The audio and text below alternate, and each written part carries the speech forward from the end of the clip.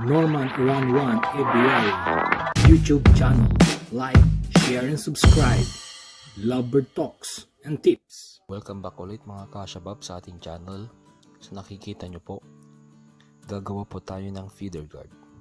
Ang feeder guard po ay ginagamit sa mga makukulit natin na mga ibon na mahilig pong magkalkal nang hindi po masayang ang patuka na kanilang mga kinakain. Tara, samahan nyo po ako sa paggawa ng feeder guard.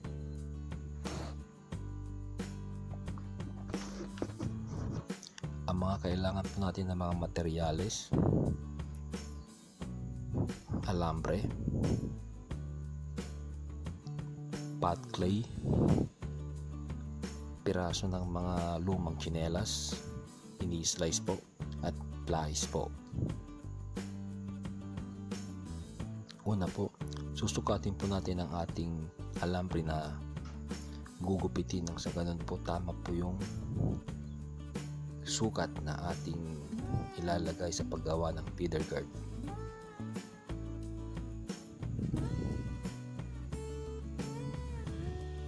Siguraduhin po natin na hindi po sobra yung haba ng alambre nang sa ganun po hindi na po tayo muling magpuputol po.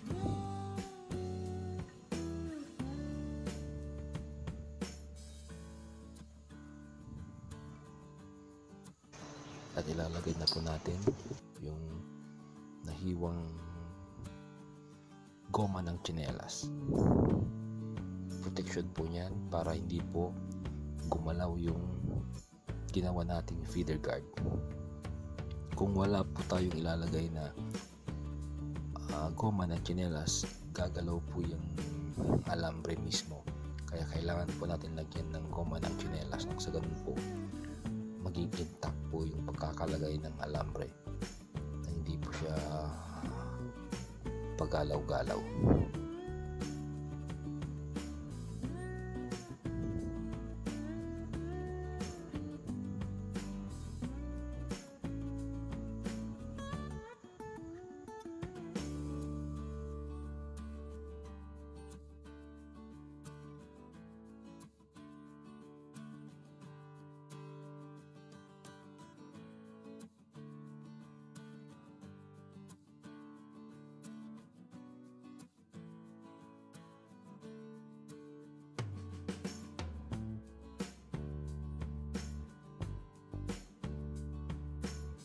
Ganun po sa kabila, muli po nating susukatin yung tamang alambre lang po ang ating kakailanganin na hindi po masayang yung iksis na alambre. Ayun na po, okay na po yung nagawa nating feeder guard. Ngayon, iikot na lang po natin yung nasa pitan po niya nang sa ganun humigpit po at pwede na pong gamitin at lagyan ng pagkain ng patuka ng mga ating alagang ibon.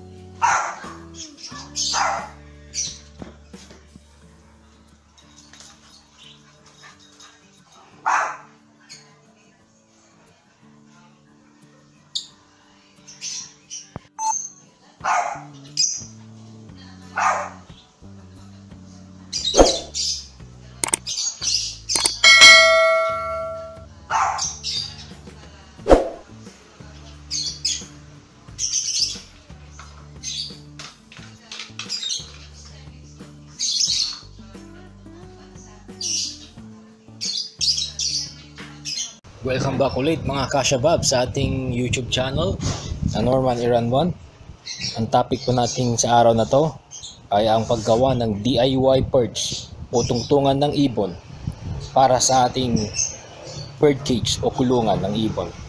Tara, samahan nyo po ako. Kailangan po natin ng dalawang mahabang kahoy na tuwid na medyo malapad at isang maiksing kahoy para sa kanilang tungtungan. Una po ay ating lalagarin ang bawat dulo ng kahoy nang sa ganun po ay maging pino po ito at tuwid.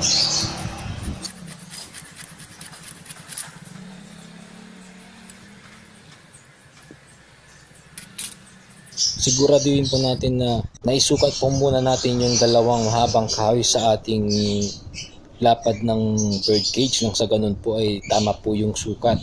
Bali yung sukat po ng ating kulungan ay double cage po yun. So 17 by 30 po yun.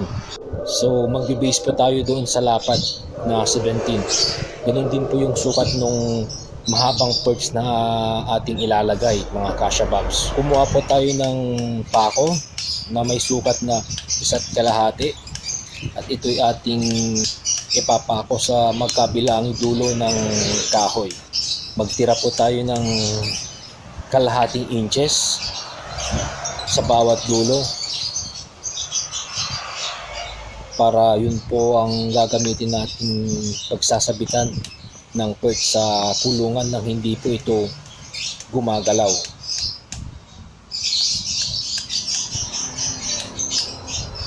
Gumamit po tayo ng pliers para mailiko po natin ng 90 degrees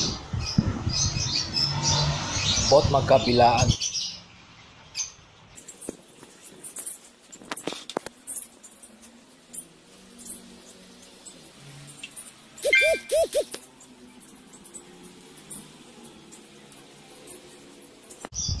Para sa maiksing perch naman o tungtungan ng ibon, gumamit naman po tayo ng ekstrang kahoy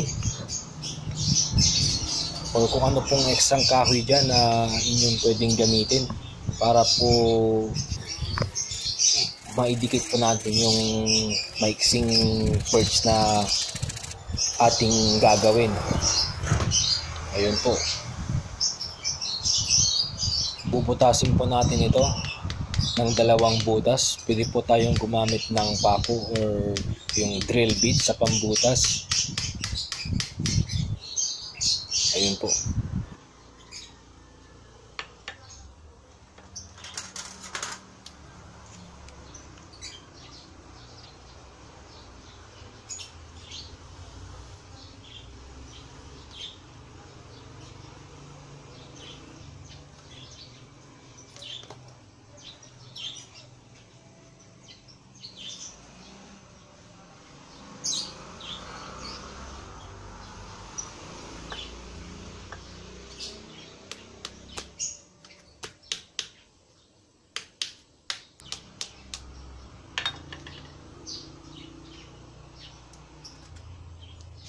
Tayo ng GI wire o ang alambre at yun po ang ipapasok po natin na letter U, maiksi lang po,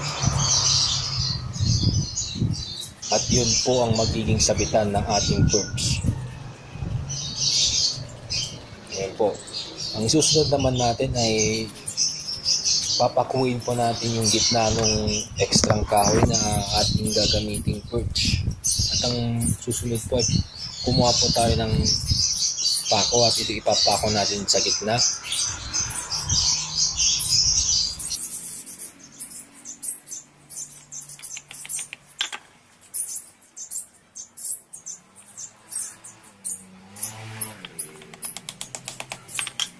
Ready na po yung ating DIY na perch. Pwede na itong isabit sa ating kulungan.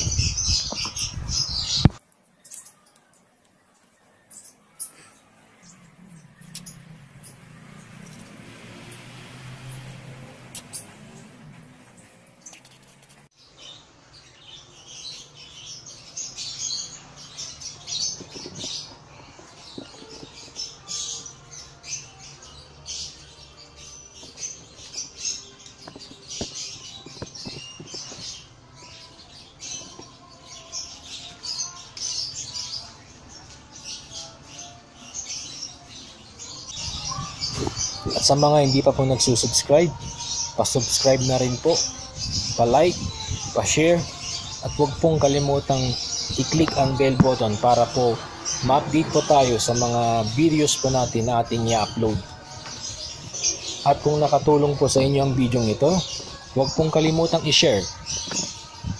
Again, thank you po mga Kasha Bobs.